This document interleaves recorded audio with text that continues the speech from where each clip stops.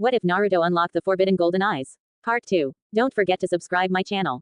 I have decided to use the German language as Sound's propaganda language. It was a toss-up between German and Russian. I think German sounds better, so I chose them. Note that they only speak German for propaganda reasons. XXXXX. Naruto, Pain has delivered the message to his nation. They have all agreed to the condition, Deidara said as they looked over the Sound village from atop the Hokage Tower. Good. We need Pain's help in all this if we are going to achieve our goal, Naruto said turning to Deidara. What is your plan? Deidara asked Naruto. He was generally worried what he was planning. You will see, Naruto replied smiling before disappearing from the rooftop. Deidara sighed. You better not hurt yourself, Deidara thought before returning to his men. XXXXX. Fuck, why did you do this, Naruto? Tsunade yelled from her office. What happened? Shizune asked rushing into the office. Naruto invaded Star and Swamp. Tsunade screamed while smashing the desk in front of her. What? That makes our border with them longer. How are Star and Swamp holding up? Shizune asked, hoping that they will be able to hold Naruto off. Not so well. They haven't got to their capital yet, so they got time to defend. What is he doing? Tsunade asked out loud. What do you mean? Shizune asked. Sound isn't heading straight to their capital like we normally do in warfare. They are capturing all the cities along the way. What are you up to? Tsunade asked out loud. Are we going to help them? Shizune asked. No, we can't. We are still paying off war debts from our first conflict with them, and they have a larger ninja count than us by far. We can only watch from afar, Tsunade said gravely while looking out the window toward the battlefield. XXXXX. Naruto-kun did what? Tenten yelled, shaking Neji profusely. Sound and Rain has begun to expand their territory with a new tactic they have been planning, Neji said to the group. What is this new tactic? Shikamaru asked while raising an eyebrow. The traditional style of warfare was fought not on the countryside but at each other's capitals. Destroying the capital means you have won the war and the people are left to rebuild the village. This new tactic was made so they take city to city, mile to mile, expanding their territory as they go and not destroy the cities but taking them and using them to their advantage. I have no idea if other nations are going to incorporate this new tactic, but it kind of forces them to, Neji said when Tenten stopped shaking him. I see. It turns a battle that used to happen in a day or two into months or even years of combat between the two sides, Shikamaru said out loud. Think of all the deaths that would stack up due to this new style of warfare, Shino said. Everyone now saw just how brutal this new style can be. Why did Naruto-kun do this? Hinata whispered. I don't know, but we going to have to talk to the Hokage about this, Shikamaru said while standing and running off to see the Hokage. XXXXX. Tsunade's head was about to burst. Both Rain and Sound are expanding their borders. Sound was attacking east and west in hopes to expand their borders, while Rain attacked the disputed territory between Leaf and Sand and also the disputed territory between Sand and Stone. Also making her mad was the invasion of Tea Country by Rain. They were a peaceful country and was sacked by Rain. Neither side shed blood from almost all of Rain's expansions. Sound was a different story altogether. Sound invaded quickly and aggressively, killing all who stood in their way. While Rain's expansion took a little over 2 weeks, Sound conquered Swamp in 1 week and Star a week and a half. Now Sound has set his sights on the disputed territory that was between Lighting and Star and Waterfall Country, while Rain also had their sights on Bird Country. This is bad. Sound and Rain are out of control and we need to stop them before they gain too much power, Tsunade said to the Jonin that were in front of her. But we are still in debt, Kakashi said. Kakashi and the others were getting angry with the way Naruto is taking smaller countries. I know. We can even trade with Sand because of Rain. Trade has stopped between Sound and Wave, so that should slow them down a little.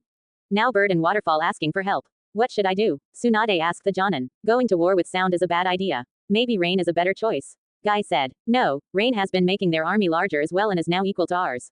Looks like we are sitting out of this war unless we can get more help, Tsunade said, putting her head in hands. Her hands seem to be tied and she can only watch as Naruto in pain destroys the fragile piece that was in place. XXXXX.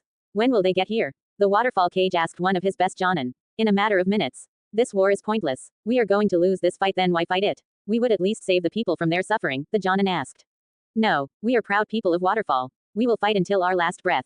The cage exclaimed. Fine, but whatever happens to the people after the war is on your head, the Jonin spit out before returning to the wall. Sounds sent messages to the leaders asking them for their surrender or continue a war they weren't ready for. All the nations that received the scroll ripped it apart and declared that they were superior to Sound in all ways. All ended up in defeat at the hands of Sound. XXXXX. All was calm in the night as the remaining ninjas stood at the wall of their village as they waited for word from their Jonin leader. As the Jonin approached, a Chunin asked the question that was on everybody's minds. What did the stubborn bastard say? He said no, the Jonin replied. Everyone was enraged at what the Jonin said. Word spread like wildfire down the wall and all the ninja were angry with what the stubborn cage said. That fucking asshole. This war is going to get us all killed, including our families. Are we going through with the plan? The Chunin asked. Yes, I'll contact him, he said as he threw a purple flare into the air signaling his contact to approach. As the flare died away into the air, a ninja with a white cloak with black clouds appeared with 2 other ninja with red cloaks. The 2 red-cloaked ninja had hoods on to disguise themselves from everyone, and the white-cloaked one had a straw hat covering up his face as well. What is the word? The Yoinokuchi member asked. We will help you kill the old bastard, the Jonin said. The Yoinokuchi member nodded and threw a second flare into the air. The flare burned a bright red as it slowly burned into the ground. As soon as the flare burned away, Sound Ninja were shooting over the wall at amazing speeds, all heading toward the tower at the center of the village. All the waterfall ninja joined the group as they began to cut down all the ninja that were still loyal to the cage. The Yoinokuchi member and his honor guards ran past all the fight toward the tower. The village was rather small, so it didn't take long for them to get there. The cage was seen watching the battle from the top of the tower with only the fire from his village lighting up the roof. So this is the way my village go out, the cage said out loud to the two WFPF next to him. So it seems, a voice from behind him said. The waterfall cage turned to see three cloaked figures standing side by side with the white one in the middle and the two red ones to his side. I take it you are the commander of this attack? The cage asked. Yes, the white cloaked figure replied. Then you will be the first to die. WFPF, kill them. The cage yelled as he pointed it toward the Yoinokuchi member. The WFPF dashed toward him, completely set on ripping out his guts. The two red cloaked figures dashed in front of the Yoinokuchi member and clashed kunai with the WFPF halfway. The cage jumped over the power struggle and ran the rest of the way toward him. Do you know who I am? The Yoinokuchi member asked. No, and I don't very much care. The cage yelled as he went for a uppercut only to be dodged and kicked in the stomach, sending skidding across the ground. The cage got back up and dashed at the Yoinokuchi member, sending a flurry of punches. I am one of the 3 survivors of my clan, the Yoinokuchi member said as he dodged another punch and sent one back, and I am one of the more dangerous ones. The cage stopped and backed up a bit. Are you the leader of the Sound, Naruto? The cage said in fear. If it was him, then he stood no chance in winning this fight. The Yoinokuchi member took off his hat to reveal himself to the desperate cage. You are not the leader of Sound. You are his second in command, Itachi Uchiha. Maybe I still have a shot at this, the cage said to himself. Itachi shook his head. Stupid cages and their belief in beating the impossible. This is too annoying. You are just as stupid as all the other cages that were killed at our hands, Itachi said as a clone stabbed the cage in his spinal cord. The waterfall cage slipped to his knees as Itachi walked up to him. The two guards that were on either side of the helpless cage, grabbing onto each side of him. Any last words? Itachi said as the honor guards put two kunai to his neck. May all of you burn in the deepest part of hell, the cage spat out before the two kunai slit his throat. As the cage fell to the ground, Itachi kicked him in the chest, sending the body of the waterfall cage off the tower and plummeting to the surface. This land now belongs to Sound. Move troops in and secure the area. We have a long road ahead of us, Itachi said as he put his straw hat back on and jumped away to inform Naruto of the events that took place. XXXXX. I see. Thank you for telling me so quickly, Tsunade said as the Anbu disappeared, leaving only herself, Shizune, and Shikamaru. This is bad. The alliance between Rain and Sound has named themselves the Central Allies, Tsunade said to the group. Yeah, it is. Waterfall was the last of the smaller nations that had ninjas, Shikamaru said, rubbing the back of his head.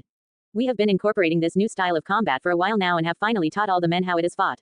It seems that sand, stone, water, and lightning have also utilized it as well as teaching their men how to fight such a war. There is a good chance stone might want to ally them, making their ninja count larger, Shikamaru added. Sand is our only ally right now, aren't they? Stone hate us in relations with lightning or healing. Water are in the middle of a civil war but are starting to come out of it as the new generation are starting to take over there, so they are going to need some time to rebuild, Shizune said. Again, this is bad. Sand and Leaf probably only have enough forces to hold off Rain but not both Sound and Rain. Sound just has too many troops, Tsunade said gravely. So what are we going to do? Shizune asked. We need more allies. Let's try and convince Lightning to join the alliance. With Lightning in the alliance we would be able to attack Sound from 2 directions and liberate Star, Shikamaru voiced. Not a bad idea. It's a worth a try, Tsunade replied in her thinking position.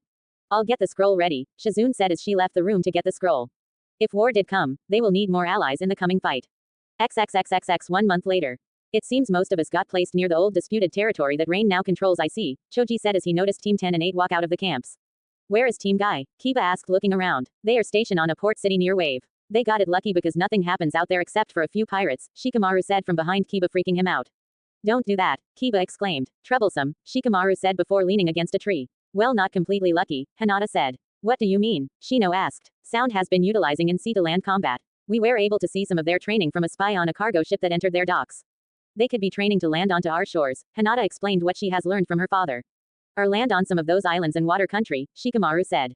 What is Naruto up to? He is making all these new technologies. Have you heard of that machine that was in Snow Country? The one that shot out kunai at a rapid pace. Well, he has made it smaller so it is handheld and more maneuverable, Tenten said as she took out a picture and showed the group. It was a simple box that was as long as a staff with a crank on the side. The ninja holding said weapon wore the standard issue Sound uniform, which consisted of all black standard ninja cloths. It looks interesting. This could also cause problems in the future, Shikamaru said as a loud siren blared in the background. What the fuck is going on? Kiba yelled as other Leaf ninjas started running by. It's an attack. Everyone to the front lines. One of the Jonin yelled as everyone kept running. Just as they made it to the edge of the town, a hail of kunai with exploding tags attached to them shot out from the woods near them and started to hit all around. They held up their arms for some protection against the bits of stone. Some of the ninja went down while others were unscathed. The ones that were wounded were screaming for a medic with the dead lying next to them silently. Rain Ninja, wearing their slandered uniform which was similar to Sound's except Rain's was gray, started to leap out from the woods and went into a fierce battle over the edge of the town. All the ninja there started on both sides were using their set skills to defeat their opponents. Eat this, Choji yelled as he smashed a Rain Ninja into the ground only for another Rain Ninja to kick Choji in the ribs. Damn you, Kiba punched off the ninja that was on Choji. Thanks for that, Choji said as he got back up with the help of Kiba. No problem, Kiba replied as a leaf ninja over the speakers started blurting out orders. Retreat, retreat, fall back into the town, fall back into the town, the intercom screamed as everyone started to run back into the city. As the leaf ninja retreated, Team 10 and 8 turned to see if they were pursuing them. What they saw next angered them to no end. Most Rain Ninja were chasing him but some stayed behind and were checking them to be alive, and if they were, they killed them. Those bastards. They are killing the wounded. Kiba yelled as they continued to retreat. That's the way they fight. They are the take no prisoners type. We don't do that but it seems that they do. Shikamaru yelled as the Rain Ninja pursuing them slowed down for the other ninja to catch up. The remaining ninja entered the courtyard. What happened? There were at least 400 men here. Now there is like 200. Shikamaru yelled in the commander's face. You think I didn't notice that? Most were trapped by the Rain Ninja and are currently fighting. We need to retreat out of the town. This town holds no importance and we are going to need all the men we can get for future engagements. Everyone, we are leaving, the commander yelled over the intercom. All the ninjas started to retreat with their gear. What about the men still stuck in the town? Ino asked. They will have to find their own way out. Come, we need to leave as well, the commander replied as he too started to leave. The group turned to each other. He is right, we don't have a choice. If we go to help them we would be outnumbered and overpowered.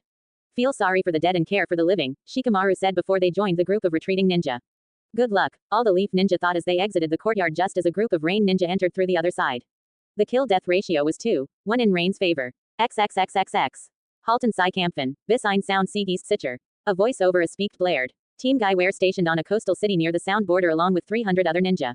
They were attacked by land, something they weren't ready for. I can't take it any longer. If we stay here any longer we are all going to die.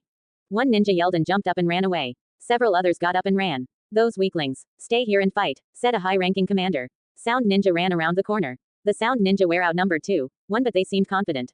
Moral must be high after taking 3 nations in less than a month.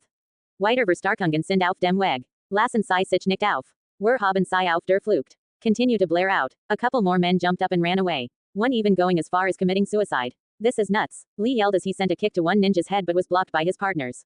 128 palms. Neji yelled as he continued his attack on a Sound Ninja. The Sound Ninja dropped to the ground knocked out. Almost immediately another Sound Ninja rammed Neji away from the downed ninja.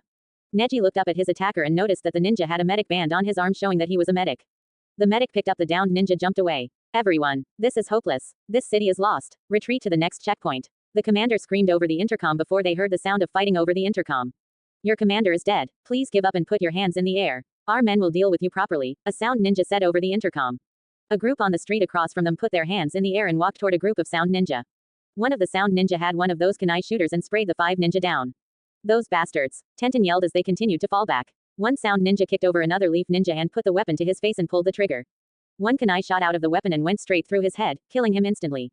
As all the Leaf Ninja retreated from the city and made it to the checkpoint and counted the kill-to-death ratio. It was 4-1 in Sound's favor. XXXXX. War spread over the land as Rain attacked Sand from the north and east, Stone from the south, and Leaf from the west. Sound attacked Stone from the east, Lightning from the south, Water by sea on all sides, and Leaf from the north. They attacked everybody at the same time in hopes of confusing them by the surprise attack. It worked as the kills mounted up in the Central Allies' favor. Keep fighting. This is our last position. If we lose here we are all going to die, screamed a Stone commander over the megaphone. They were fighting for a key mountain, deep into Stone territory on the eastern side of Stone. These mountains held many crop-producing fields that were used to produce food for the Stone Ninja, and since trading with other countries was out of the question, they had to rely on themselves for supplies. The Stone Ninja were being pushed back up the mountain by the Sound Ninja and many were falling down on the ground as the fierce battle continued. Just as Stone Ninja were at the edge of the cliff, the Sound Ninja stopped pushing and came to a halt. Are they going to let us surrender? They are known for taking no prisoners, so why are they doing it now? Asked Achunin as the commander came out of the Crows of 75 and stood in the ground between the two forces. We would like to ask for surrender. We have nothing left to fight with. Please, let us live, the commander pleaded. They didn't want to die here, of all places. Sound Ninja started to part away to let their commander through. As the last of the ninja parted, a Yoinokuchi member gradually walked out in front of the crowd. He was flanked by 2 figures wearing their famous red cloaks, the honor guards as they were called. The Yoinokuchi member took off his hat and sealed it away. You bastard, how could you betray your homeland like this? There will be no forgiveness for what have done. The commander yelled. Didera smirked and snapped his fingers. The entire side of the kill went up in a large explosion. All the Sound Ninja covered their faces, as the 3 cloaked men didn't move an inch. That was true art, Didera yelled, making most of the Sound Ninja sweat drop. Our company leader is retarded, said one of the Sound Ninja as they began to set up camp on the mountain. I hope everyone else's campaign is going better than mine. These mountains are a bitch to get through, Deidara said to one of the honor guards who in return simply nodded. XXXXX. Bloody sand sprayed everywhere as sand ninja began dropping in all directions from sand shooting from the ground and crushing them. The one responsible was a Yoinokuchi member with a large gourd on his back with several rain ninja watching from a distance. This battle was being fought over a trading town in the middle of the desert. I'm sure glad that I am on his side, one of the rain ninja whispered as another sand ninja tried stabbing him in the back and screaming demon only to be blocked by more sand and thrown into a wall. Pathetic. Come, we must move quickly if we want to capture the rest of the town, Gaara commanded as they went to capture the rest of the town. XXXXX. So this is the lightning supply factory, huh? Haku said out loud to his two honor guards as they looked at the walls of supply factory from a distance. The factory was placed in an enormous city that was ready to be defended at all cost. Yup, lightning has pulled all of their remaining forces into this one spot. Be prepared for a long fight, said one of the honor guards. So that is why we hardly had any resistance up until now. They were trying to pull us here, Haku said. So it seems, said the other honor guard. Get the men ready to attack in 2 days' time and call reinforcements in. I have a feeling we are going to need them, Haku said gravely. XXXXX. It's great to be home. Kisame yelled as he stretched out his limbs. Shut the fuck up. We have a job to do now that we got all those other damn islands out of the way. We can go on to our real objective, Zabuza said while smacking Kisame over the head.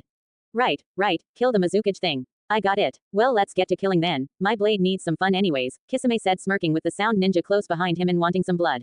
XXXXX. So, what is the status report? Tsunade asked Shizune as she looked at a map of the continent. Sound has been pushing Leaf back further and further while rain has been stopped. It seems they are pushing us back in the north but slowing down. Sound is almost to Kohona while we have stopped rain in their tracks, even turning them around in some places, Shizune explained. Why is Sound slowing down? Tsunade asked. We aren't completely certain but we think their men are spread out too thin for them to attack at full strength like they have during the beginning of the war, Shizune explained. When will they reach here? Tsunade asked. In a matter of days, Shizune replied gravely. Then let us be ready, Tsunade replied as she wrote down on a scroll and rolled it up. She called in an Anbu after she was done writing. Give this to a runner and tell him to run this to the western commander, Tsunade told the Anbu. The Anbu nodded and jumped away. We won't let them take this village no matter what, Tsunade told Shizune who nodded in agreement. XXXXX. So they are well defended? Itachi asked a shady figure in the woods outside of Kohona. Yes, the weak points are located here, and here, the figure said pointing at points on a map of Kohona. Thank you. I'm glad I got Haku to ask you to join us, Naruto said as he walked up behind the spy. The spy jumped into the moonlight breaking through the trees to reveal Sai. It's no problem but please don't scare me like that, Sai said rubbing the back of his neck. When will the attack begin? Sai asked. Soon, Naruto said as both he and Itachi puffed out of existence. XXXXX. Tsunade was seen leaning against a post atop the Hokage Tower with Team 7, 8, 10, Guy and their leaders. Even Jiraiya was there. They normally meet up on top of the Hokage Tower to talk and catch up. The teams have been stationed back here for the incoming attack on their capital. Sound being so close makes me worry, Sakura said to everyone. I know how it feels. I didn't think they would make it this far, Tenten replied. It's not like they can take the village because they don't know our weak points, Kiba yelled victoriously, making Sai flinch. Stone has finally stopped Sound's advance and counterattacked. We have finally met up with Sand to the west. Rain is basically in full retreat. Sound is at a stalemate with Stone but is still advancing everywhere else, including here, Shizune said. I hope they don't make it here. The villagers are already mad enough at them, including the ninja, Hinata said looking down. All the countries that are fighting Sound and Rain are all blaming Naruto for what is happening. At least they aren't completely crazy. The people still want peace so there might be a chance, Tsunade said with hope. Out of the corner of her eye she saw a glimpse of a cloaked figure. She turned her head and looked up at the Hokage monument to see two Yoinokuchi members looking down at them. One was standing on the third's head while the other was standing on the fourth's head. Look, Tsunade yelled pointing up at two cloaked men. Everyone turned to see what she was pointing at only to be struck with awe. Surrender now and spare your pitiful village another bloodshed, the one on the fourth's head announced. Somehow the voice was being projected over the intercom that spread through the entire village. What? Why would we do that, you fucking bastard? Kiba yelled even though they couldn't hear him. Should we accept? Those are the most powerful ninja in the world up there. Maybe we should just surrender and save the village, Tsunade said only to be slapped by Asuma. Bullshit. We built this village by war and we are going to defend it by war. We will fight on until the flame of this village dies, Asuma yelled. The others seemed to agree with Asuma. The villagers were screaming at the voice throughout the village, saying that he should burn in hell. We ask again. Surrender now and avoid another bloodshed, he asked again. When only screams of anger came he shook his head. Then let this day be known that you rejected your last chance for peace, he said while he took off his hat. His partner did as well to reveal Naruto atop the fourth's head and Itachi atop the third's. Naruto made a hand sign and Ninja started to shoot over the edge of the mountain and down toward the village. As the ninja ran past Naruto, said ninja walked up to Kabuto, who was standing several feet away, and handed him a headset. Tsunade responded by calling all ninja to battle stations around the village and at the base of it as well. Naruto and Itachi jumped down to the Hokage and landed on the other side of the population that was already there. How are you? Naruto asked emotionlessly with sound of battle all around them. You just attacked your home and just say hello. I can't believe you. Sakura yelled as she threw her arms into the air. The Sharingan users didn't reply but simply stared at everyone with their Mangekyo Sharingan on and ready. Why are you doing this? Tenten asked. Again, no reply. Damn it, say something. Tenten screamed. If I told you, then it would be all for nothing, Naruto replied emotionlessly. Well, we can't let you leave without a fight, Jiraiya said smirking. As intended, Itachi said, as Kiba was the first to dash at them. Kiba wait, Ino yelled but was too late. A red blur shot from the side smashed into him. Where Kiba once was, there was a red-cloaked man in the same position that he hit Kiba in. As the honor guard slowly got up, 7 more appeared behind him. Damn it, Team 7, 8, 10, and Guy, take those men out. The more of them we take out now, the less we have to face later. Tsunade commanded, getting nods from the group. What are we going to do? Jiraiya asked, already knowing the answer. We are going after Itachi and Naruto, Tsunade said as she glared at the 2 former Leaf Ninja who still had their Leaf Ninja headbands with the slash through them on. It's going to be tough. Are you sure we should go at them alone? Jiraiya asked. We can at least weaken them so Kakashi and the others can finish them off, Tsunade said as they started to walk over to the missing ninja. Naruto and Itachi watched as the 2 remaining Sannin walked toward their hardest fight they will ever have. So, the 2 great Sannin have honored us with a fight. Itachi said emotionlessly. You shut the fuck up. Tsunade yelled. Calm down, Tsunade. They are trying to anger you so they can lure into attacking them, Jiraiya whispered. Tsunade seemed to calm a little at that. Well, since it's your home territory then I guess we should let the host go first, Itachi said. My pleasure, Tsunade said grinning as she started to walk forward only to be stopped by Jiraiya.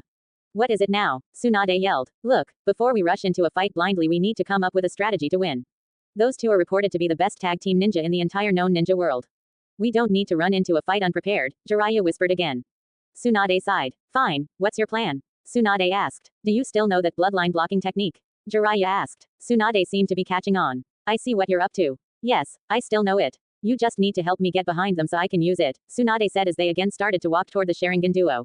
Copy that, Jiraiya said grinning before their walking turned into a full-blown sprint. Naruto and Itachi simply raised a hand in their defense. Tsunade put chakra into one of her superhuman punches while Jiraiya made a Rasengan. As Jiraiya and Tsunade made it to their targets, Naruto and Itachi jumped over their attacks, just barely missing them.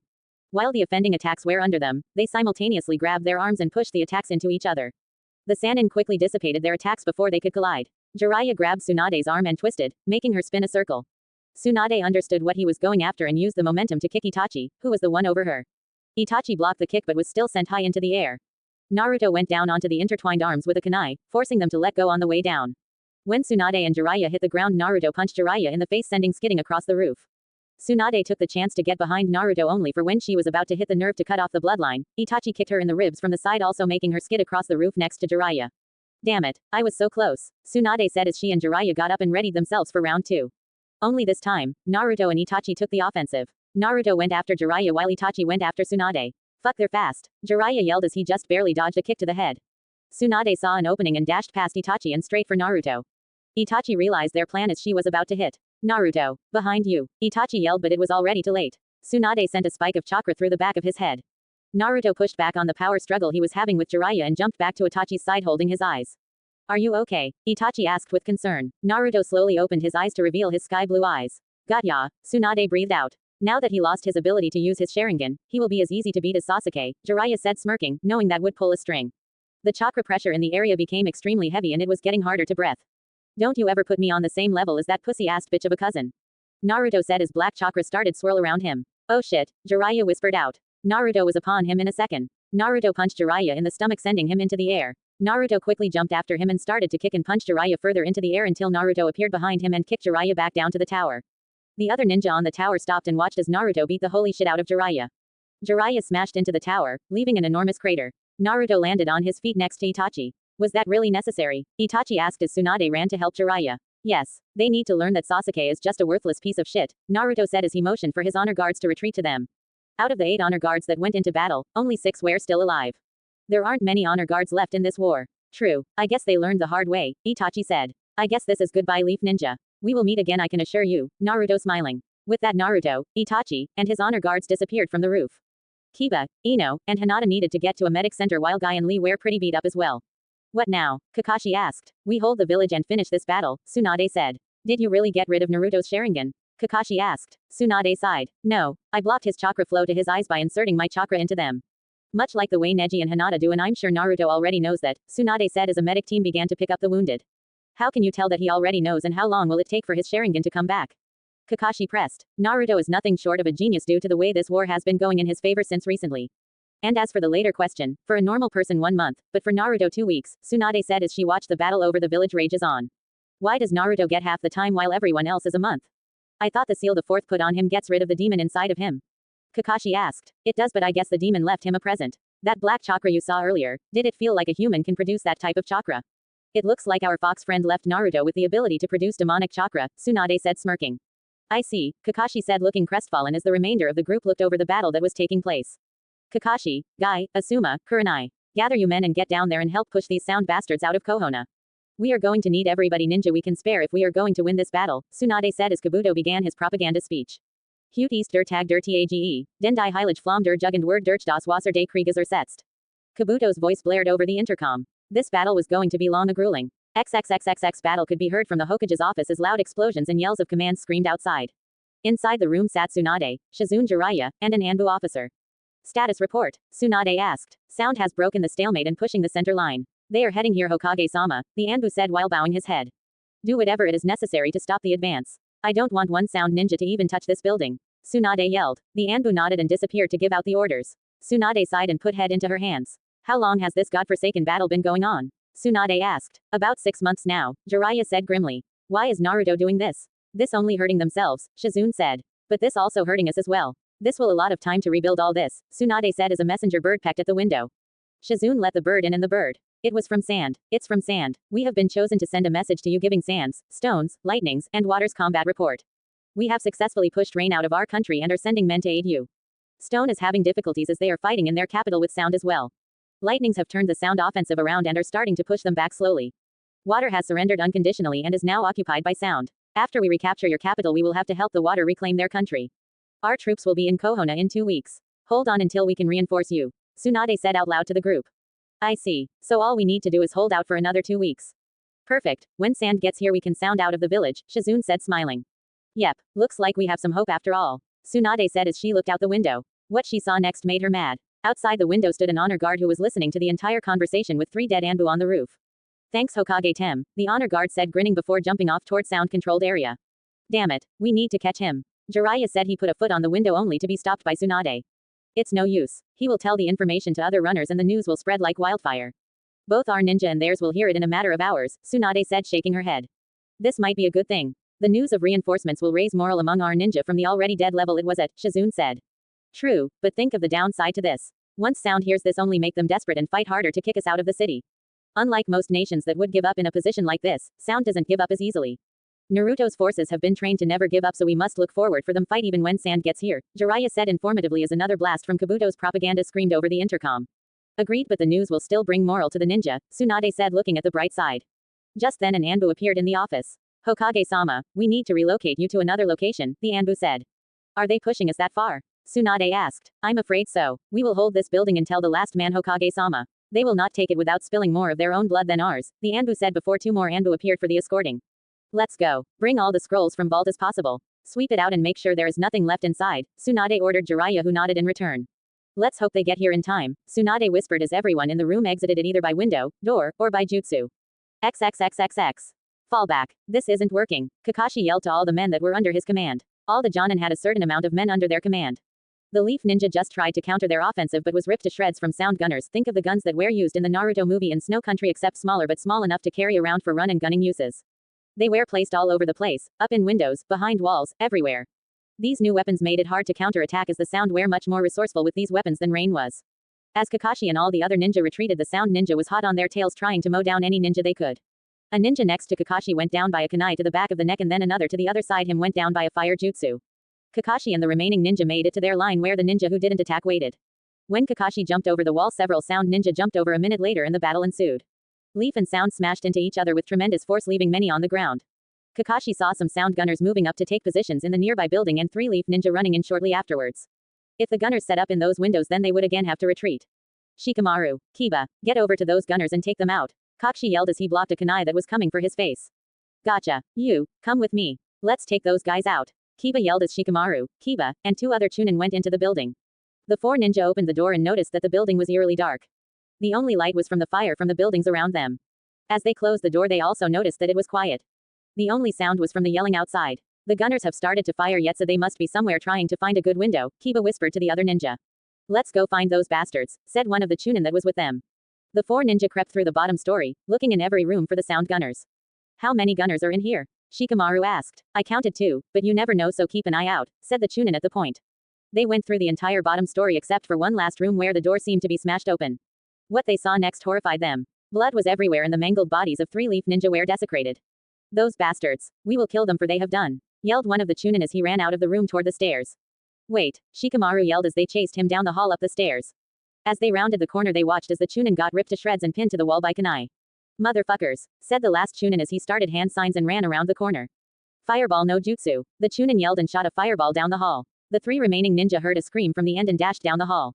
The sound gunner lay dead, burning on the ground. The Chunin began punching the dead body of the sound ninja. You bastard, you killed my brother, you fucker. The Chunin yelled as he continued to punch the body. Kiba and Shikamaru could only watch as the Chunin hit the body until they remembered something. Hey, where is the other gunner? Kiba asked. As if on kunai ripped through the wall hitting the other Chunin all over his body.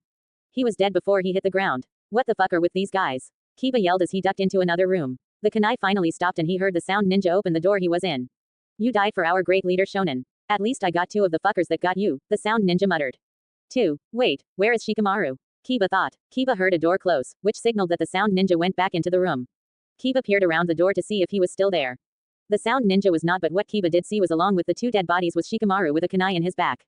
Kiba got angry and yelled at the top of his lungs. You fucking assholes. Kiba screamed and busted through the door. The sound ninja turned to face Kiba. I'm going to kill you.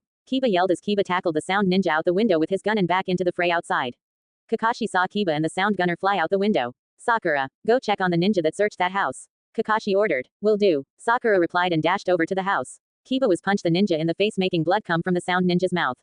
You killed my friend, you fuck. Kiba yelled as he swung for another hit but was blocked by the sound gunner. And you killed mine. The ninja yelled back and punched Kiba off of him. The sound gunner quickly got up and grabbed his gun. See you in hell, fuck up. The gunner snarled and retreated to a medic center. Kiba simply lay there thinking of what the gunner said. The skirmish raged on for little longer and it seemed like the Leaf Ninja were winning. If the Leaf Ninja could hold it here, then the Sound Ninja would lose their momentum and it would go back into another stalemate. We are winning. Keep up the pressure, said another Jonin who seemed to be smiling until he saw the one thing nobody wanted to see. Atop one of the buildings stood a ninja with a white cloak, straw hat, and 2 red cloaked bodyguards. All the Leaf Ninja frowned while all the Sound Ninja grinned and started to fight harder than they were before. The 3 cloaked figure jumped into the fight and started to tear up all Leaf Ninja in sight. Kakashi fought his way over to the white cloaked figure. Once he made it said ninja, they stood off while the fight around them raged on.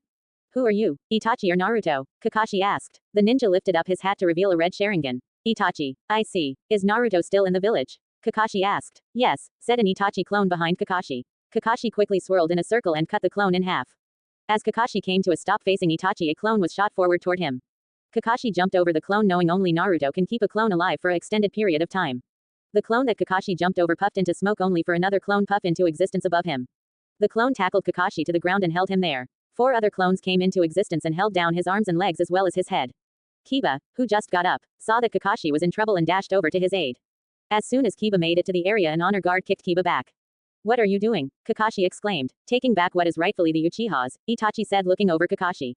Kakashi's eyes went wide. No, please. This was given to me by my best friend. Kakashi pleaded. Itachi bent over and brought his hand up to Kakashi's Sharingan. You can't do this. Please. Kakashi yelled. Itachi pushed his fingers around Kakashi's Sharingan and pulled just as quick. Itachi put the eye into a jar, which was sealed into his sleeve. Itachi sealed the jar back into his sleeve and looked up. Sakura, Kiba, and many other Leaf Ninja were trying to get Kakashi to save him but was blocked by his 2 honor guards and other Sound Ninja. The 2 honor guards jumped back to Itachi. Stay here and finish up this battle. One done, retreat to the HQ, Itachi ordered before jumping onto a nearby roof and dashing away. Sakura and many other ninja were able to get by and grab Kakashi. All Leaf Ninja, retreat back to the next line. Repeat, all Leaf Ninja, retreat back to next line, said a Jonin over a speaker. All Leaf Ninja began to retreat with Sound taking a break and to get more gunners into position. Just like the first battle Kiba was in with Rain, Sound Ninja went to each of the bodies to make sure they were dead and kill them if they weren't. XXXXX 1 week until reinforcements arrive. Sound Ninja has finally made it to the Hokage Tower and fighting inside the tower have been raging on for 3 days. Every room the Sound Ninja entered was either met by a trap or Leaf Ninja ready to fight until the end. Casualties were very high for both sides as the Sound Ninja slowly took the tower, floor by floor. The courtyard around the Hokage Tower was brutal as well as the fight was raging on in the buildings around the tower. After one long and bloody week of fighting, the Sound Ninja finally took the Hokage Tower with half the buildings around the tower in Sound possession and the other half still held by the Leaf. All of the rookies were stationed in these houses. Damn it, why can't we just march in there and take the damn tower? I'm tired of looking at our tower in their hands right across the courtyard, Kiba argued as they all watched Sound Ninja picking up their dead as well as Leaf Ninja picking up theirs. You know as well as I do that they have gunners all over that damn tower. If we made one wrong move then they would be spraying kunai through the windows, Tenten said. The sun was starting to set as the bodies started to disappear from the courtyard. What do you think they are going to do with our dead in the tower?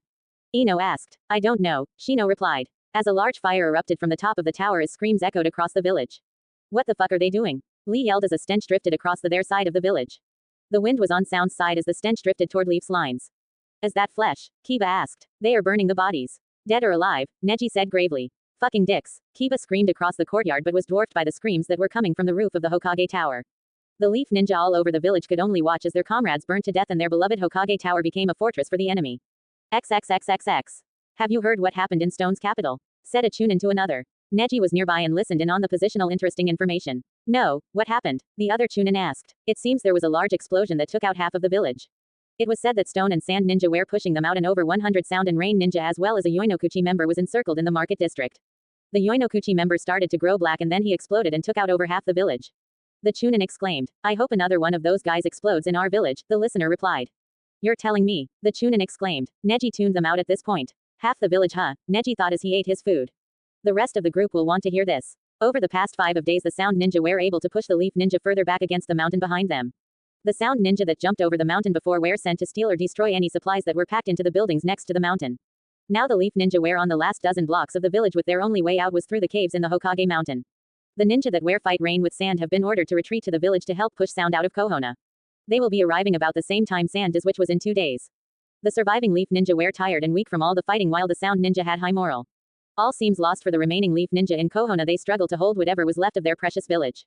XXXXX white cloaked figure was seen shooting through the dense rain toward a rather unscathed village. This village was the capital of Rain and the guards immediately let the man through. The cloaked ninja ran up the side of the cage tower and slipped in through the window.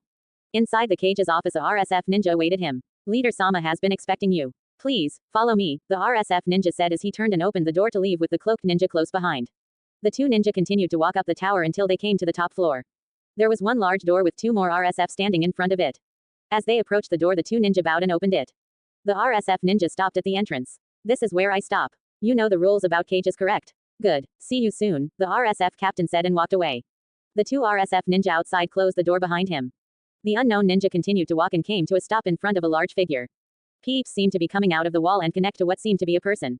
Hello, Naruto-kun, the figure said as he opened his eyes to reveal a pair of Rinnegan eyes. Hello, Nagato, Naruto said in an emotionless voice. What have you called me here for? Naruto asked. This was new for him. Nagato never calls meetings. Nagato sighed, always to the point. As you know my men are being pushed back out of the other nations, Nagato said. Yes, so are mine, Naruto said. They are going to be here in a matter of months and I will most certainly die unless I escape. But, if I die then the Rinnegan will be lost forever, Nagato continued. What are you getting at? Naruto asked curious. I have made a special seal that will allow me to transfer one of my 6 paths to you and all the power that goes along with it, Nagato said bluntly. So you want to give me the power of your bodies to ensure that the Rinnegan won't die out with you? Naruto said. Yes, Nagato said as the 6 paths walked up to Naruto and stood in a straight line in front of him. I can't guarantee that I won't die by the end of this war but yes, I will take the offer, Naruto said as he walked to each one. Good. The seal won't give you the body to control but make you absorb the power altogether, Nagato said as Naruto in front of the Diva realm. Is this the one you wish to absorb? Nagato asked. Yes, this is the one, Naruto said grinning. XXXXX. Asuma was leaning against a wall that was right across the street from some Sound Ninja, smoking. The Leaf Ninja have been fighting for their dear lives for the last sliver of Kohono. It has been a little over 2 weeks since they got the letter of reinforcements from Sand and Leaf reserves. What was taking them so long? Put that shit away, Guy said while smacking the cigarette from his hand. Why the fuck did you do that? Asuma yelled only for a hand to clamp over his mouth. Have you ever been this close to the enemy? You must have been stationed in the industrial district, Guy whispered while looking out the window across the street. Across the street there was a Sound Ninja looking straight back at him. Guy sighed. If that was a gunner then we would be dead, Guy whispered. Sorry, never been this close to the enemy. How are Kakashi and Shikamaru doing? Asuma asked. Shikamaru is getting better but Kakashi is still out. Must be hard for him to get used to not having a Sharingan, Guy replied. I feel him. Looks like this is the best way to stop smoking, Asuma said earning a chuckle from Choji who was next to the other window in the room but was interrupted from a loud yell. Fire. A Sound Ninja yelled and where there was once a peeping ninja there was a gunner slinging kunai through the walls and windows. The 3 ninja in the room hit the deck along with everyone else in the room across from them. The kunai finally stopped and yells for a medic and screams of pain could be heard from the other room. Guy attached an explosive tag to a kunai and slugged it across the street, hitting the gunner in the head. Get the hell out of here. A Sound Ninja yelled as several ninja ran through the door in room while some tried jumping out the window. This was not a good idea as Leaf Ninja in the floor above them started to throw kunai at them. The sound ninja that crawled out of the window were peppered down and fell to the street below. The explosive tag exploded and blew a hole out of the side of the building. Once the smoke cleared, 3 dead sound ninja lay dead in the room with 2 more on the street below. That was crazy, Asuma exclaimed. And this is the fighting that was going on in Housing District, Guy said while picking up the cigarette that was on the ground. To think that this little thing was the cause of this fight, Guy said grinning. So why don't we just go take the building we just cleared? Asuma asked. Because there are still ninja in that building that have entrenched themselves inside. If we are going to go in there we are going to lose many ninja that we don't have, Choji said, remembering when he and several other ninja tried taking a seemingly clear building. I guess they are ready for the incoming attack from the sand and leaf reserves, Asuma said while examining the holes the gunner made in the building. They are. The battle over the village will only intensify when the reinforcements get here. Taking back the Hokage Tower is going to be hell because of what they have done to it, Guy said. What do you mean? Asuma asked. The lookouts from the Hokage Mountain have seen the enemy putting up heavy defenses in, on, and around the tower. Sound are using said tower as a lookout point, so when help arrive we are going to push toward that point first. Beside, we can't let those sound bastards hold our capital building for long now, can we? Guy said grinning. XXXXX. Tsunade, Jiraiya, Shizune, and Kakashi were looking out over the village from the top of the Hokage Mountain. Fire swirled up from every part of the village as they watched sound forces slowly push the remaining leaf ninja into the caves that held the civilians. The leaf ninja maybe had one more day max before sound pushed all leaf ninja into the caves. When are those reinforcements going to get here? Tsunade asked out loud. They should have been here 3 days ago. Jiraiya exclaimed, slamming his fist into the wall next to him. I'm sorry for what happened to your eye, Kakashi. Nobody thought that would happen, Shizune said. It's no problem. I still remember all the jutsu I copied with the eye, so I can still fight when I get better, Kakashi said reassuringly. That's good because we are going to need you if those sand and leaf reserves don't get here, Tsunade said growling, but then they heard it. Your reinforcements have arrived, people of Kohono. We are here to kill those sound bastards and retake your beloved village. Tamari yelled over a speaker. Tsunade had a tear drip down her cheek from hearing that. XXXXX. We are here to kill those sound bastards and retake your beloved village. Tamari said over the speaker. Cheers could be heard from all across the leaf lines as everyone looked up to the top of the mountain. Tamari was standing behind Tsunade when she made the announcement. We can finally rest, Guy said, completely ignoring the order from over the intercom. XXXXX. Tamari and the other ninja walked up to Tsunade and bowed their heads. Thank God you arrived. We were about to lose this battle, Tsunade said. We can tell. Naruto really did a number on you guys. We finally captured Gaara and we are now holding him in a cell especially for him. What will have us do? Tamari said bowing. Before Tsunade could give her an answer, Naruto's voice came onto the intercom. Fire your weapons. Throw your kunai. Make sure we kill every last one of those bastards for what they have done. Kill for your family. Kill for your comrades. Kill for your country. Do not let them push you back. I personally command it. Naruto yelled over the intercom. Cheers from the sound line erupted. From the top of the mountain they could see sound gunners and ninja throw and shoot kunai at the leaf ninja, with the leaf ninja throwing them back just as much. Jiraiya grabbed a pair of binoculars and looked at the top of the Hokage Tower. There stood Naruto with his Mangekyo Sharingan on, but there was a difference. There were 3 rings surrounding the pupil, going right through the wheel of the Mangekyo. Is that the Rinnegan? Jiraiya stuttered out, but he wasn't heard as Tsunade was talking to Tamari. Charge your men down that mountain. Bring our reserves with you. Just kill those bastards, Tsunade yelled. Tamari grinned. Her men were wanting some blood for a while now. Can do. Men, we are charging straight down this mountain and kill those sound bastards. Tamari yelled, earning cheers from everyone. Charge. All the ninja atop the mountain ran down the mountain. When they were halfway down the mountain they were met by a barrage of kunai. What the fuck is going on? A sand ninja yelled. The sound ninja anticipated an attack such as this, so they put gunners on the roofs of buildings and started to spray the side of the mountain. Sand and leaf ninja fell from the mountain as they continued to charge down the mountain. XXXXX. Neji was on the roof of a building as the gunners across the street poured it onto them as they continued to spray their building. A sand ninja smashed into the ground next to him. Neji looked up to see more dead ninja falling. Neji looked over the edge of the wall to see a gunner propping his weapon on a pile of boxes high enough to point it up and spraying all over the side of the mountain. Tenten, give me some cover. You guys are on me. Neji ordered as he and 12 other ninja jumped to the other roof, with Tenten slinging all sorts of weapons at the windows below. Mid-flight 2 sound ninja threw kunai at them, hitting one and sending him through a window. Hardened spike no jutsu. A sound ninja yelled and slammed his hands into the ground. Spikes shot out of the ground, impaling 6 of the ninja. Neji slid down one of the spikes and punched the one who did the jutsu in the face, and following it up with an overpowered gentle fist to the heart. The other leaf ninja were finishing the other sound ninja off as Neji jumped into the fray. The 2 sound ninja left were killed, but they killed another leaf ninja. Neji turned to see the gunner pick the gun up and point it at them. Neji immediately started to rotate to block the attack. Once the barrage stopped, 2 more leaf ninja were ripped to pieces, but one slipped behind Neji when he did his rotation. Once clear, the remaining ninja jumped over Neji. Fire flash no jutsu. The ninja yelled and a quick spray of fire shot out of his mouth on a wide area. This caught the entire area on fire. The ninja jumped over to another roof that was being fought over. More than likely to stop the gunners that were spraying the ninja that were coming down the mountain. XXXXX. Tamari saw the leaf ninja that were on the ground start to take out the gunners on the roofs of the buildings, but there were still a lot of them left, but there were still a lot of ninjas still coming over the mountain, so she would have to hit the ground running. XXXXX. Reinforcements have arrived a little over 2 weeks ago. Why haven't we gotten further than this? Kiba yelled. Shut up and get ready for the assault, because once we start there is no stopping until we have taken the Hokage Tower. A sand ninja beside him said. There was a tense moment as the sand and leaf ninja waited for the whistle that signaled for them to advance. Kiba and several other ninja were hunkered in the bottom of a building ready to cross the street and take the buildings that surrounded the Hokage Tower. They have attacked these buildings twice before and failed. This time they were determined to take them. A loud whistle blew and everyone screamed as they jumped from their buildings or walls. Sound gunners fired up and hit the ninja advancing on them. Some brave ninja tried to jump to the roofs but were immediately cut down by gunners in the Hokage Tower that loomed in the background. A leaf ninja in front of Kiba smashed into the door, sending a sound ninja falling backwards. A kunai was immediately in his neck as the sound ninja dropped dead. Intense fighting engaged in the buildings over the next 30 minutes. The sand and leaf ninja slowly pushed the sound out of the buildings as sound ninja started to sprint back to the tower. Wait for the second whistle. Wait for it. A leaf ninja yelled when the whistle came. Attack. They had the tower surrounded and they were attacking it from all sides, but sound had gunners placed in what seemed like all the windows and a rain of kunai shot from the tower. Still, the ninja continued on and several made it to the door. Kiba and Neji were one of the two that made it. Hey buddy, how is your vacation going? Kiba asked with the only light coming from the fire from the surrounding buildings. Cut that shit out and help us open this door, Neji said as he put another explosive tag on the door. The tag exploded and everyone rushed inside. They were met by sound ninja ready for a hand-to-hand combat fight. More leaf and sand ninja entered the battle and more sound ninja began to run upstairs to better positions. The battle over the tower has only begun. XXXXX. Over the next couple of weeks the ninja pushed up the tower, floor by floor. Clearing out every room, gunners continued to shoot out of the windows that haven't been cleared, making it hard to bring reinforcements to the ninja inside. One room in particular surprised Kiba. Kiba entered a room by himself to see a gunner shooting out of the window. Kiba crept up behind the ninja while pulling out a kunai only for the gunner to swing the gun around smack him in the head. As Kiba got up he noticed that the gunner was the one from before. The one that shot Shikamaru. You, Kiba yelled. The sound gunner seemed confused. What the fuck are you talking about? The sound gunner asked. You are the one that shot my friend. Kiba yelled. You mean he isn't dead? Shit, I thought I killed him, the gunner said grinning. I'll kill you. Kiba screamed and charged the gunner. The sound gunner dropped the weapon and pulled out a kunai to block the one that was sent for his face. As soon as the gunner blocked the kunai, Kiba slashed the gunner down his chest with his claws and followed it up with a swift kick to the head. This sent the gunner stumbling back and falling out the window.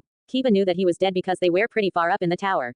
Nobody can survive a fall like that. You can breathe easy now, Shikamaru. I killed him, Kiba thought as he leaned against a wall.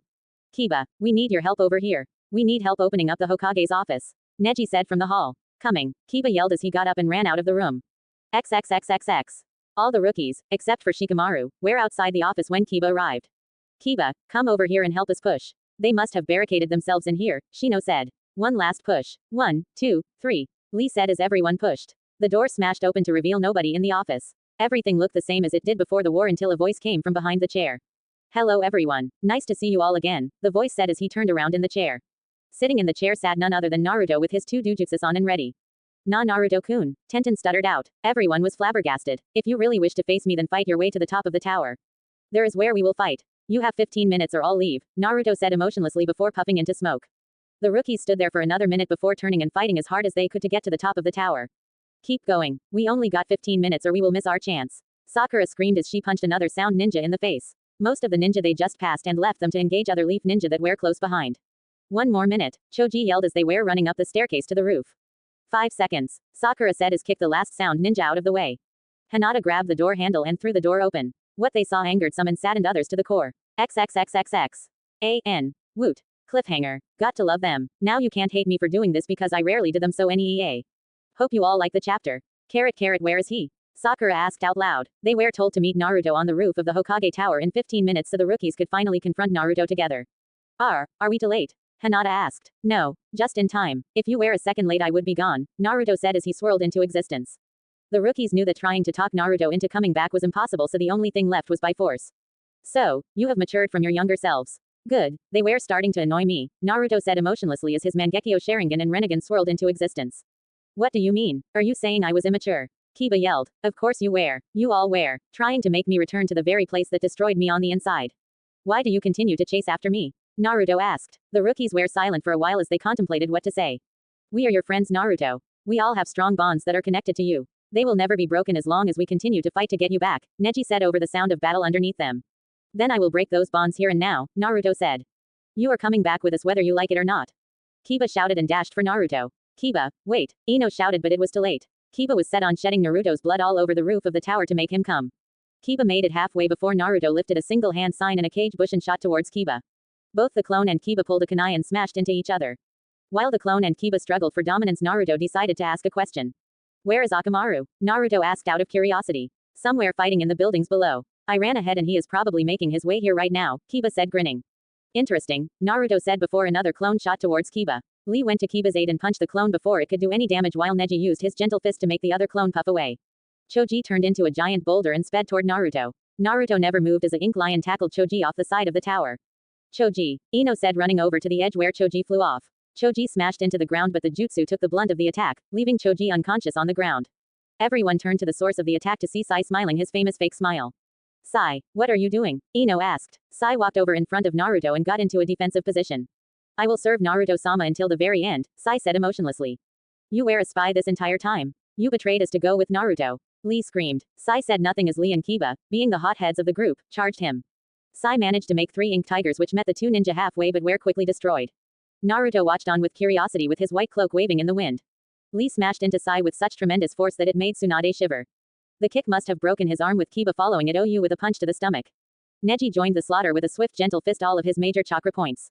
Sai dropped to the ground unconscious. Neji, Lee, and Kiba looked Naruto straight in the eye with the intent to kill. You're next, Kiba said bluntly. Naruto raised his hand so that his hand was ready to catch anything that was sent at him while his other hand lay limp at his side. This must have been a signal for the rookies to attack because every one of them sprinted at Naruto. Naruto ducked under the round the house Lee sent him and moved to the left from the kunai Tenten threw. Ino tried to use her mind transfer jutsu but was quickly cut down by the Mangekyo Sharingan. Sakura sent one of her chakra-enhanced punches but was dodged yet again by Naruto. Naruto jumped back to get a better view of things. Grand Fireball no Jutsu, Naruto said and outshot an enormous black fireball. Everyone managed to dodge the attack but the fireball exploded in the center of them all and made Hinata and Ino smash into the wall. 3 down, Naruto said while looking at the rest of the rookies, 6 to go. We need Shikamaru so we can formulate a strategy, Lee said as he caught his breath. Just after Lee said that Shino burst into bugs only to appear behind Naruto. This is the end, Shino said as the lower part of Naruto was engulfed in chakra-eating bugs. Naruto never flinched as he let the bugs try and suck his chakra. Shino's bugs began to fall off, dead. What are you doing? Shino shouted. Your bugs tried to eat my demon chakra. They died from eating it, Naruto said from behind Shino with red lightning shooting all over his body. As soon as Shino turned to face Naruto, Naruto had a lightning-enhanced punch in his face. Shino went skidding across the ground and stopped next to Ino. 4 down, 5 to go, Naruto said looking at the remaining ninja. They have seemed to come up with a plan. Neji and Lee ran forwards at the same time from the left and right. Neji slid underneath while Lee tried for another round-the-house kick. Naruto jumped in the middle of them barely missing their attacks but Sakura was coming up with another chakra-enhanced punch. Naruto landed on the ground and charged lightning into his hand. Naruto held up his hand in Sakura's direction and red lightning shot across the ground. Sakura was hit directly and she fell to the floor of the roof, unconscious. Tenten jumped up into the air with spiraling scrolls around her. Rising twin dragons. Tenten yelled as she started to throw all she had at Naruto.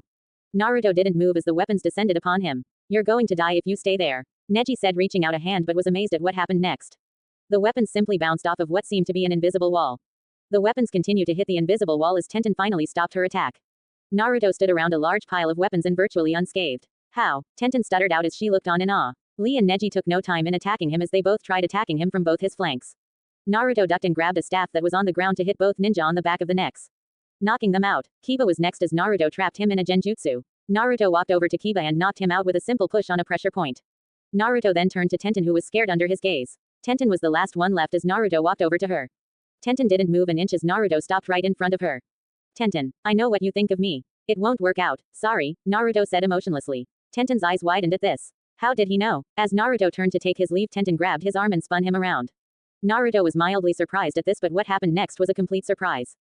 Tenten smashed her lips against his. Naruto didn't move, his mouth hung open as Tenten explored his mouth with her tongue. This has never happened before. I must end this before it begins, Naruto thought as he pulled away from Tenten. She seemed broken as a clone puffed behind her. She never noticed the clone being made. I told you Tenten that it won't work. I hold no feelings for you. Go back to your friends and be happy, Naruto said as the clone knocked her out. She fell to the ground as the clone disappeared. Just then Guy and several other ninja entered the roof through the door. Naruto, hold it right there, Guy said but all Naruto did was grin and jump off the roof. Guy ran to the side of the roof but Naruto was nowhere in sight. Damn, he's quick, Guy thought as he looked over all the rookies that fought Naruto. All have been knocked out so none of them were dead. Guy sighed. Get these ninja to a medical station ASAP, Guy ordered the ninja that were with him. The ninja nodded and started to pick them up. XXXXX. Naruto jumped from roof to roof, getting further away from the tower.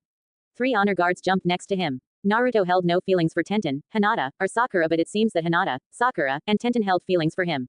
Naruto shook his head. Now Naruto knew what Sasuke went through. Is your mission complete? The honor guard asked. Mission complete. They are stronger than expected. Maybe two of them take down one of you at this point, Naruto said, grinning. That will never happen because we will continue to train to protect you, Leader Sama, the honor guard said. Good. Now, let's get back to sound. We have a lot of work to do, Naruto said as they neared the wall that circled the entire village. What about the men here? The honor guard asked. Let them defend what is left. When about to lose, make them pull out. This tactic should anger the enemy, Naruto said as they landed on the wall only for them to stop. Hello Dobi, Sasuke said with his Sharingan spinning to life. Naruto said nothing in return, as he looked emotionlessly into Sasuke's eyes. Naruto still had his Jujutsu on from the fight with the rookies. Where did you get those eyes? Sasuke demanded. Why does Naruto get all the high-powered jutsus? A friend, Naruto replied as he eyed the three people behind Sasuke. Sasuke and Naruto stared at each other for what seemed like hours until Sasuke made the first move. Sasuke quickly pulled his sword out and charged it with lightning as he sped toward Naruto. Sasuke teammates attacked the three honor guards that were flanking him so that they would not get in the way of the battle. Little did they know that Naruto was in a hurry and had to make this confrontation quick until an idea struck. Sasuke jabbed his sword at Naruto, only for the white-cloaked ninja to avoid the attack. Naruto charged red lightning into his hand and grabbed the back of the sword. Naruto quickly pulled the sword away from Sasuke and tossed it deep within the concrete of the wall. Naruto quickly punched Sasuke in the gut with his lightning-infused fist, sending him into the wall. Sasuke began to slide down the wall, but Naruto grabbed Sasuke by the neck and slid him back up to eye level. Now doesn't this seem familiar? Naruto said emotionlessly as he looked Sasuke in the eye. I'm going to tell you a little secret, Sasuke, Naruto whispered into Sasuke's ear. The lightning must still have Sasuke paralyzed. What secret? Sasuke asked. About the Uchiha massacre, Naruto whispered. I know what happened. You and my brother killed our entire clan just to test your strength. Sasuke shouted. That's only half true, Tem, Naruto said. What else is missing? What else could I have possibly looked over? Sasuke asked, getting angrier by the second. You know I have a special Sharingan, unlike any others. My Sharingan has the ability to brainwash one other clan member that also holds the Sharingan. I chose your brother to have by my side, Naruto whispered, grinning evilly. Sasuke had a look of shock on his face. So, you did this to my brother. To our clan. This is all your fault. This entire time I thought you and Itachi worked together on all this, but you were the mastermind behind it all. Sasuke whispered but slowly got louder as he spoke. Sasuke now thinks Naruto is to blame for all of his suffering, just as Naruto planned. In that case then, I will save my brother by killing you. Sasuke shouted. Another time, Sasuke. I have urgent business to attend to. Good luck in killing me, Naruto said before punching Sasuke hard enough in the stomach to knock him out. Naruto turned to his honor guards waiting patiently by the edge. What would I do without you guys? Naruto said as the four cloaked men jumped into the trees. XXXXX. The battle over Konoha lasted another 3 months after the fight between Naruto and the rookies. Sai was locked in jail for treason against his village. After Sound pulled out of Konoha, the villagers of the went back to their homes only to find over half the village was destroyed. Dead bodies lay on the side of streets and fires burned out of control all around the village. Most head clans were furious to find out that Sound used their compound for positions to kill other Leaf Ninja. Most of these compounds had traps inside, but they were unable to activate them because of the surprise attack. In turn, Sound Ninja and gunners made great use of these traps and activated them while they were retreating or defending. The damage to the village was enormous, and the ninja and villagers vowed to not stop this war until the Sound village was wiped off the map. Stone and Water were in a similar predicament. Stone Ninja and villagers want the Sound dead because they blew up half of their capital and fighting destroyed the rest of the city. Water did several uprisings but were crushed by Sound Ninja. Water finally got reinforcements from Lightning and took their capital back from Sound, but fighting over their capital was fierce and Sound finally retreated, but not after leaving them a present. Sound released a virus that ate away at your chakra system until there was nothing left. All the men and women that had chakra died from the virus. Lightning were more sympathetic towards Sound because Sound never really made any fatal blows to them. At this time Sand, Stone, and Leaf Ninja were fighting against Rain and Sound Ninja in Rain's capital. Man, does it ever stop raining? One Stone Ninja asked as 20 Stone Ninja walked down a seemingly empty street. Most advances were like this because Rain used up all their ninja in advancing and are left with hardly any ninja. Most of what they would find would be a large group of Rain Ninja huddled up in a strong point of, if they were really unlucky, a group of Sound Ninja. It's called Rain Village for a reason. Get used to it or those Leaf Ninja might get to the tower first, said another ninja as they turned a corner.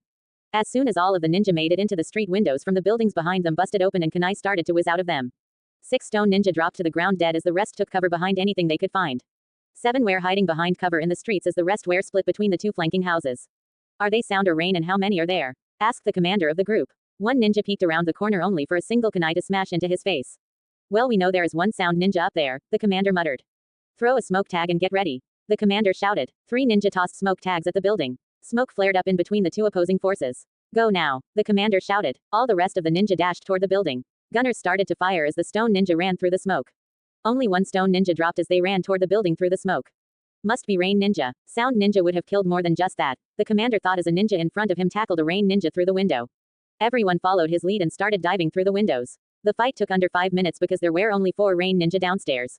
Where is that Sound Ninja you said there was? Asked a green as grass ninja. Probably upstairs, along with several other Rain Ninja, the commander said.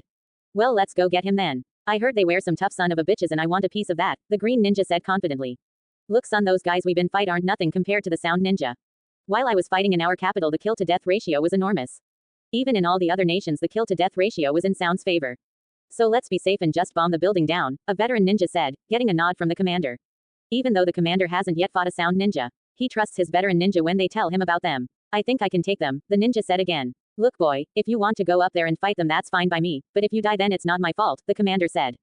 Fine, I'll show you what a true stone ninja can do, the ninja said as he walked up the stairs. As the overconfident ninja rounded the corner, the commander and the veteran ninja watched as he snuck down the hall.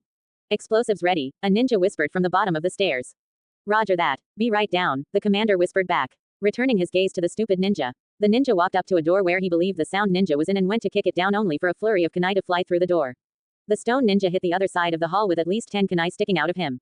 The door that he was about to kick down was kicked down by the Sound Ninja and said door smashed into the stupid stone ninja. As the door started to fall back, the Sound Gunner looked through the holes made by the kunai to find that he indeed hit an enemy ninja.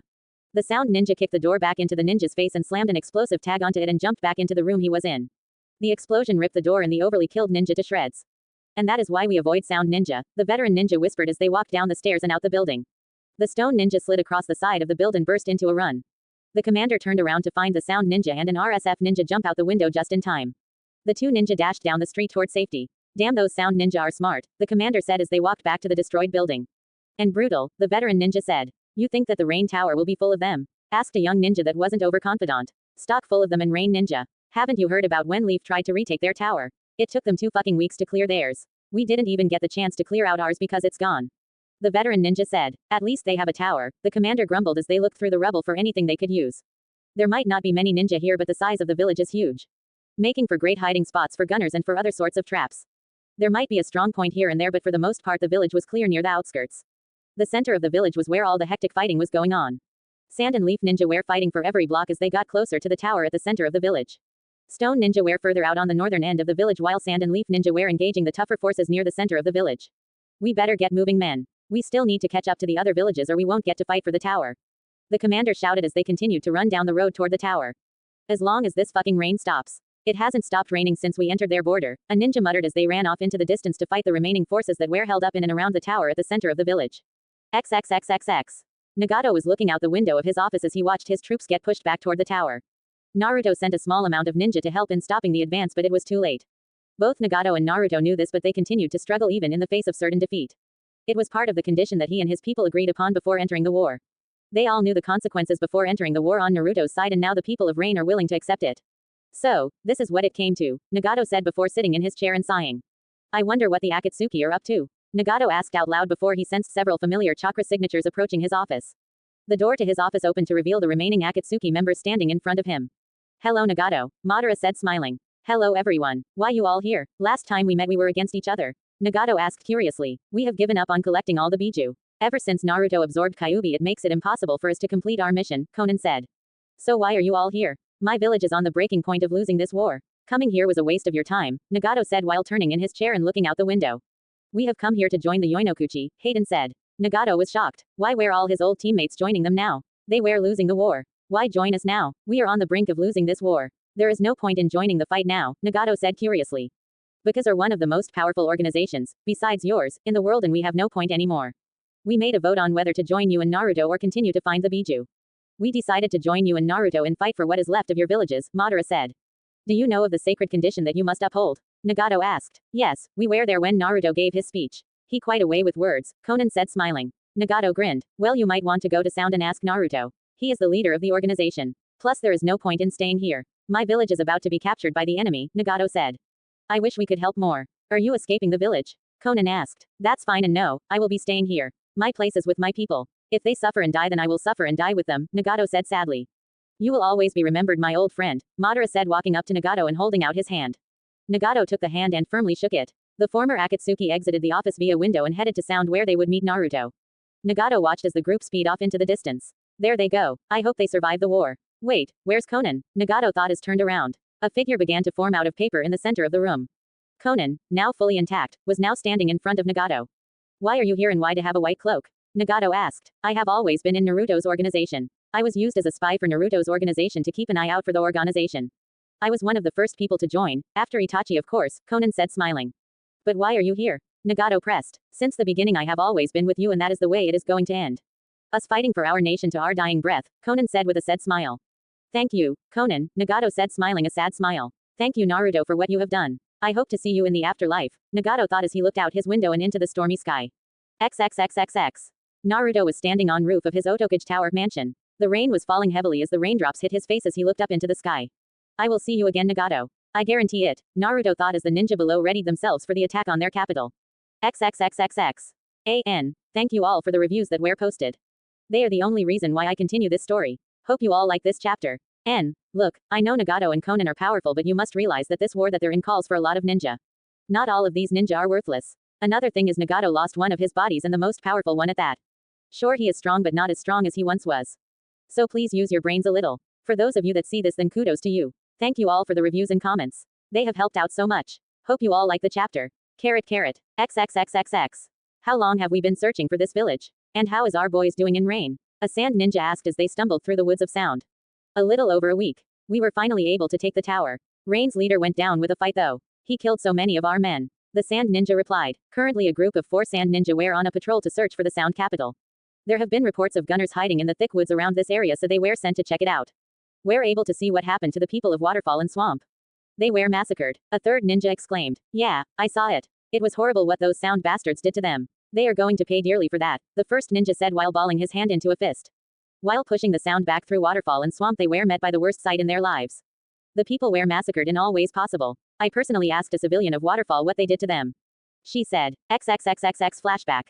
They did everything you could think of, the women said as they continued to walk toward the city hall. Even rape? The sand ninja asked. No, they didn't do any of that. One ninja was about to but was stopped by a blonde ninja wearing a white cloak. He said it was unacceptable to do any of that and the sound ninja that were about to do the deed stopped and nodded. He is truly a man of power, the women said looking into the sky. The sand ninja replied as they continued to walk toward the center of the town. XXXXX end flashback. Wow, so Naruto said not to do anything of that caliber. Well at least he has some decency, the second sand ninja said as they stopped at the edge of a cliff. The cliff was high as they looked up to the top.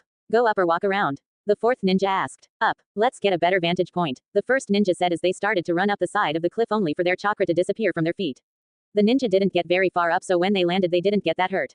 The third ninja scratched the back of his head as he looked at the top of the cliff. Well that's weird, chakra eaters, the third ninja said before walking up to the cliff and tapping it. Indeed the side of the cliff ate his chakra like candy. There is something here, we better check it out, the first ninja said as they walked around the edge of the cliff. They circled the cliff halfway until they came to a walkway going up into the cliff. I was rather big but what really caught their eye was the 2 honor guards guarding the entrance. There seemed to be a genjutsu covering the entire cliff. There is a genjutsu on the top of the cliff. Kai, the sand ninja whispered in unison. When the genjutsu disappeared their eyes nearly popped out of their heads. At the top of the cliff a wall as big as Konoha stood to block anybody with large enough chakra reserves to make it up the chakra-eating cliff. The entrance was just like Konoha's except the walkway went straight up with cliffs and walls on each side looking down at the walkway until you finally came to the gate. Atop the cliffs were walls, towers, and gunners watching all angles for any advance with the 2 honor guards standing just within their firing range for added support. The entrance was much like a U, with the gate being the inside and bottom of the letter. Wow, was the only thing they could say as they looked at the massive defense. This is going to be tough taking Sound's village, the first ninja said. And I wouldn't doubt that those walls have the chakra-eating mineral as the cliffs, the fourth ninja said. They continued to bicker on about the defense Sound has put up until they noticed that the honor guards were looking directly at them. Oh shit, said the third said looking at the rest of the ninja that were with him only to see that the second ninja wasn't there. Hey, where is Rajan? The third ninja asked while looking around. He turned around to see Rajan hauling ass away from the village. See you all later, Rajan shouted as he ran off into the distance. You ass, they said as they ran after him. The 2 honor guards only watched as the 4 ninja ran away. Mission complete leader Sama, they said in unison over their headsets. Good work. At the rate they were going they would have never discovered our capital, Naruto's voice said over the headset. The 2 honor guards disappeared without a trace from their sights to rejoin the others inside the wall. XXXXX. So that's where it was, Tsunade said as she looked at a map of Sound in her office. The village is enormous, Shizune said standing next to her sensei. Fighting over this village is going to be fierce. They pulled all troops back into their capital. If only we could make up a peace treaty with them. You know that is impossible. The people of all the nations in the world have suffered too much for us to back out now. They are going to want Naruto dead because of the long years of war that he has bestowed upon them, Tsunade said frowning. What was Naruto's reason for starting this war? Shizune asked. I don't know and I doubt that we will ever know, Tsunade said, frowning deeper than she already was. Why did Naruto start this meaningless war anyways? Tsunade was snapped out of her thinking when a knock at the door echoed through the room. Come in, Tsunade said as the door opened. Ah, Iwakage, thank you for stopping in as planned. The other cages should be here shortly, Tsunade said. It's my pleasure. It seems that sound did a number on both our villages, the Iwakage said, shaking his longtime rival's hand. Yes they did, Tsunade said, standing up. This will be new chapter in the book of the world. Every ninja village gathering around a friendly table to talk of peace. A new era of peace is dawning, the Iwakage said, smiling. XXXXX. Is everyone ready? Good, because the first assault is beginning shortly, a Leaf Squad leader said to his team, as they got ready for the first assault on the Sound's capital. It was in the middle of the day and the rain was pouring down hard. Most of the ninja there had mud all over their faces and clothes. All the ninjas from all over the world were here. Leaf, stone, sand, water, lightning, bird, grass, snow, swamp, waterfall, everyone was there to stop the vicious Sound Nation from taking over the world. As long as it's not as hard as fighting that pain guy in Rain. That bitch was hard, said as they awaited the whistle for the charge. That was Rain's leader, and yes, he was hard, but now think of how hard those Sound Ninja were. Now think of a village 5 times bigger than Rain, chock full of them, and that's not even counting the rest of the Yoinokuchi organization and their leader, the squad captain said. All the ninja that were with him paled. Those several Sound Ninja that they did see in Rain fought until the death. Not one Sound Ninja in that wet village surrendered after the body count was tallied up. Most of the battles that involved Sound, the end result were in their favor, but with the rest of the world attacking them at once, Sound couldn't get the manpower to hold all of its fronts. This is why they retreated to their capital, so they could condense its forces in one spot. We are going to die, said one of the other ninja. As soon as he said those words, a whistle blew as it echoed throughout the forest. Battle's cries blasted the forest as they charges across the open valley to the cliff. The Sound cleared a valley around their capital's cliff so they could get a clear line of sight at their attackers. They cut it down maybe 3 days before the allies bunkered in the tree line. Kunai started to land all around them as more and more ninja dropped dead on the ground. Some of the kunai had explosive tags attached to them, making the charge all the more hectic. As the squad commander was 3/4 of the way there, he turned to see all of the men following him were dead. He turned to see a single gunner looking at him with gun pointed right at his face.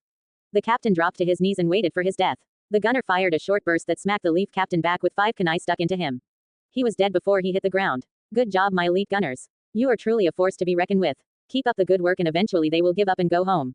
Long live Sound, Naruto shouted over the intercom. All the ninja cheered as they readied themselves for the next assault. All the civilians were in caves under the village. Most civilians of Sound were treated horribly by the ninja, but surprisingly when they were told that they were monsters, they simply smiled a sad smile and accepted their treatment. They think they can still win this war. At least their moral is still high, Naruto thought as he put down the microphone and walked back outside onto the roof to watch the next attack. XXXXX. Get ready for the next assault, shouted the commander for the center section. Damn it, this is the 7th time we have assaulted them and they are still holding. Kiba shouted to his friends. All the rookies are being sent in this time and they are bound determined to take the gate. This fucking rain is just making it worse. I can hardly hear the person next to me, Shikamaru shouted back as the rain seemed to be getting heavier. A whistle blew signaling the start of the 7th assault. Everyone started to sprint toward the gate as the hail of kunai started to hit all around them. The ninja charging started to throw kunai at the gunners, only for most of the kunai to miss.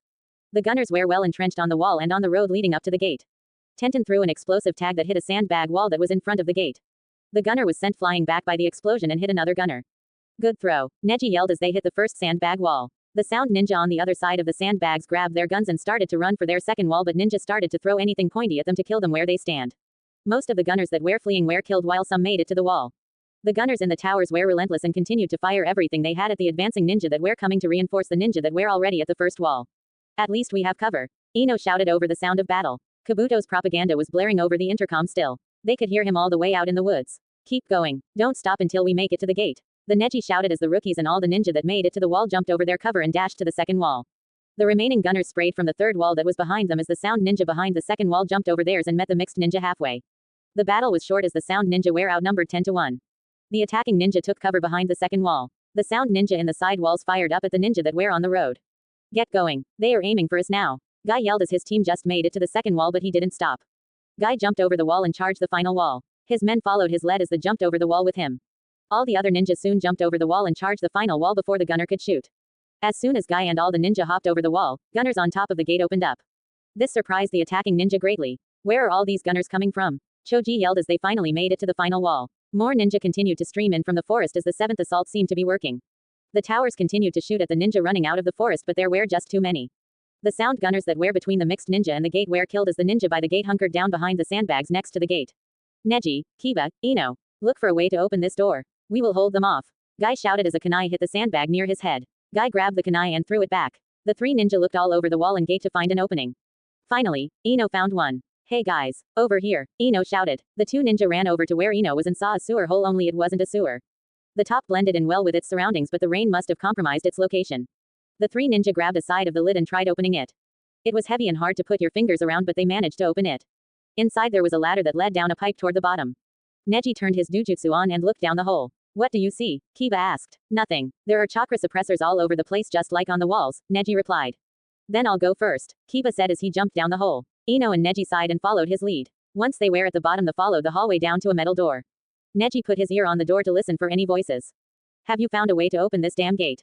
Guy's voice shouted over their wireless headsets. Neji rubbed his ear, forgetting that he had it on. We are still trying, hold for a little longer, Neji whispered back. You better hurry up because all of our men are getting killed. Guy shouted back as Guy's voice went dead. Neji turned around to see Kiba ramming the door down. Neji shook his head and followed Kiba and Ino into the room. Inside there was an unconscious honor guard on the floor with a heavy metal door lying next to him. Good shit, Kiba, Ino said, patting Kiba on the back. Neji quickly killed him and found a switch on the wall. Neji pulled the switch to see what would happen. Good work, guys. The gate is open. Now, get your asses up here and help us clear the entrance. Guy shouted as the gate continued to slowly open. Neji, Ino, and Kiba saw a ladder in the room that led up to the surface. They quickly jumped onto the ladder and dashed up it. The lid was quickly pushed off as they jumped out of the hole. They were on the other side of the wall. Guy and several men ran in through the gate but stopped when they made it halfway into the gate. Naruto was standing there with his hat and white cloak on with several sound ninja behind him and two honor guards flanking him. Naruto lifted up his hat enough for the allied ninja to see his face. Naruto had a big grin on his face. Naruto, you bastard, I'll kill you, Kiba shouted as he started to charge again but stopped when he saw what was in Naruto's hand. Naruto held an invisible wire that led all the way to the road that led to the gate. He followed the wire until it split up into thousands of separate wires. The wires were connected to something under the mud. As a random bird ninja stepped on the spot, mud was kicked off an explosive tag. Don't do it, Kiba shouted, but it was too late. Naruto yanked the wire, sending a shockwave that made the mixed ninja that were inside the gate fly into the air. The allied ninja inside the gate went skidding across the ground, stopping several feet in front of the defending ninja. Allied ninja that were approaching the road were sent backwards from the enormous blast. Guy shakily stood up to see the extent of the damage. All the advancing ninja that were on the road were blown to nothing but pieces of flesh. The ground was charred to the looks of hell. Body parts of all kinds strayed across the ground and the side of the walls. The reinforcements that were coming to support the first wave was blown back a couple feet by the enormous blast. The gunners on the wall and towers stopped as the blast rocked their fortifications. Even the sound ninja behind Naruto stumbled at their positions and some even falling over while Naruto stood stock still with a emotionless face planted on. Guy returned his gaze to Naruto. You bastard, you will pay for the death of all those ninja. Guy shouted as he stumbled to get to his feet. Naruto smiled at Guy as the rest of the ninja started to get to their feet as well. Intended, I hope to see everyone at the tower in one piece, Naruto said as he started to walk away into the crowd of sound ninja with the two honor guards close on his heels. Now there are plenty of ninja that made it inside the gate before the blast, so their numbers were equal to sounds that were inside the gate. Not good. All right guys, hold this gate until the other ninja catch up. Nobody falls back, a commander shouted. The sound ninja charged the now defending ninja as they desperately tried to push back the intruding ninja. XXXXX. Come on guys, while the gunners are quiet. Get up that road and help out the ninja that are still alive. Asuma yelled as him and his men were the first to get up and charge up the road. The gunners were still disoriented when Asuma and his men ran past the first tower and up the road. Finally they made it to the battle that was raging on at the entrance of the gate. Just as Asuma made it to the gate, could hear the gunners start up the shooting. Hope you guys make it up here all right, Asuma thought as he ran up to Guy and killed a ninja that was about to attack him. How nice of you to show up. Guy shouted as he kicked another ninja out of the way. Had a little fire to deal with. What are your orders? Asuma asked as he slashed at a sound ninja only for the ninja to block him with a kunai. Asuma pushed the sound ninja back into the crowd as he listened to Guy's orders. Take Shikamaru, Choji, and Hinata and start clearing the western wall and tower.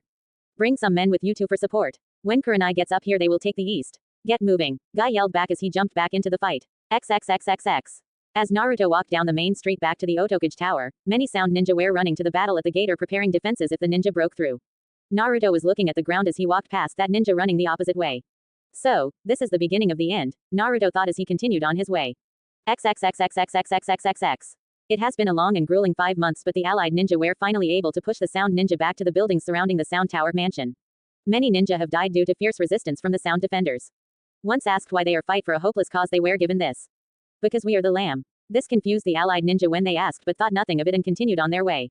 They thought it was fear of them simply killing them once they surrendered, which were right. There were no surrendering sound ninja, but not because of what they thought. We are almost there, Ino. One last push and we will finish this war, Lee said, patting Ino on the back. Morale among the allied ninja was high as they were about to make the final push to the tower. They would be the reinforcements to the men that were already fighting in the enormous courtyard. The rookies were all in same squad again due to their perfect teamwork and good success rate in the battle. A whistle blew signaling for the reinforcements to advance and help the first wave. As they ran across the street they had to jump over many dead ninja that were hit by gunners. Let's go up the side and to roof. Neji yelled as they started to run up the side of the building to the roof. Once they made it to the top of the roof they walked over to the edge of the building and looked out over the courtyard. They were standing on what seemed to be the building directly across from the tower. An enormous battle was raging on in the courtyard, stretching from one corner to the other. More allied ninjas started to stream out of the buildings because they knew if they were at an even match with sound that sound would prevail.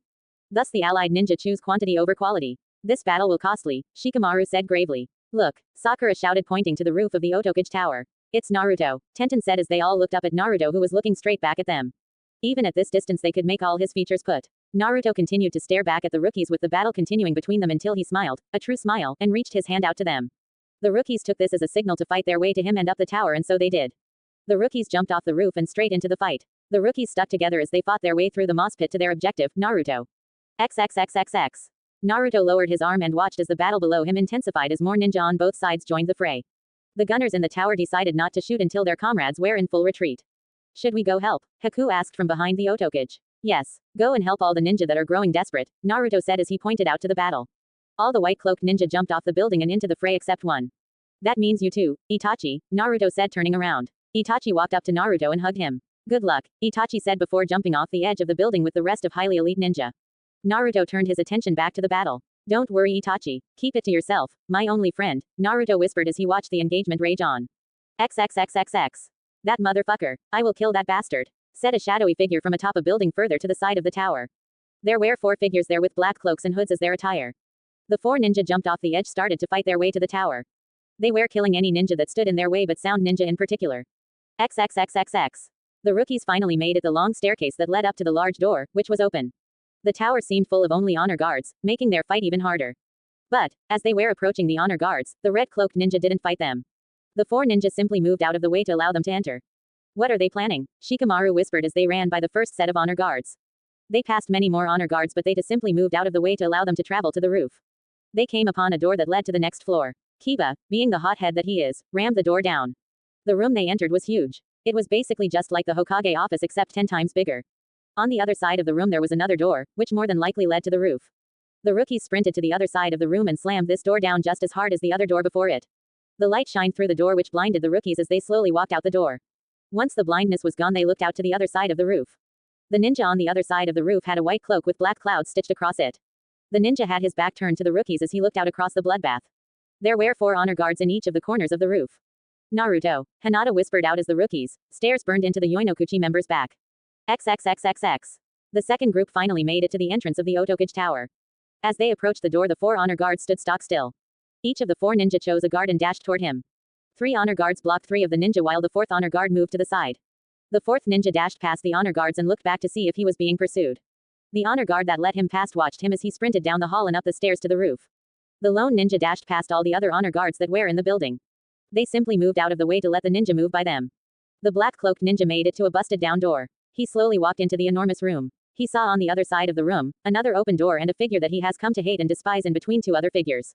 He dashed toward the door and as soon as he made it to the door he jumped over said figures and in between the 2 groups.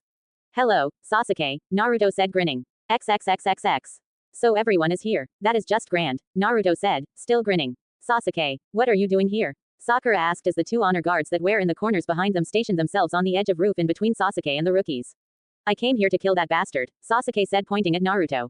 What, not going to share me with the others? Naruto said emotionlessly. Yeah, we came here to kick his ass to but not kill him. Kiba shouted. No, I have trained for the sole purpose of killing him and damn it I'm going to do this by myself.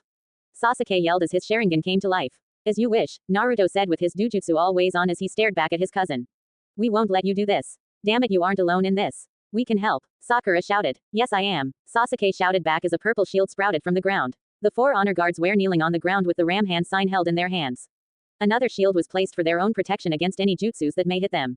Thank you asswipe, Sasuke said turning back to Naruto. Love you too, Naruto said emotionlessly as they both got into fight positions. Please Sasuke, let us help you, Sakura continued to shout. Sakura, Naruto whispered. Sakura turned to Naruto in confusion. He won't need any help. Believe in him and he will win, Naruto said turning to Sakura with a smile before turning back to his opponent.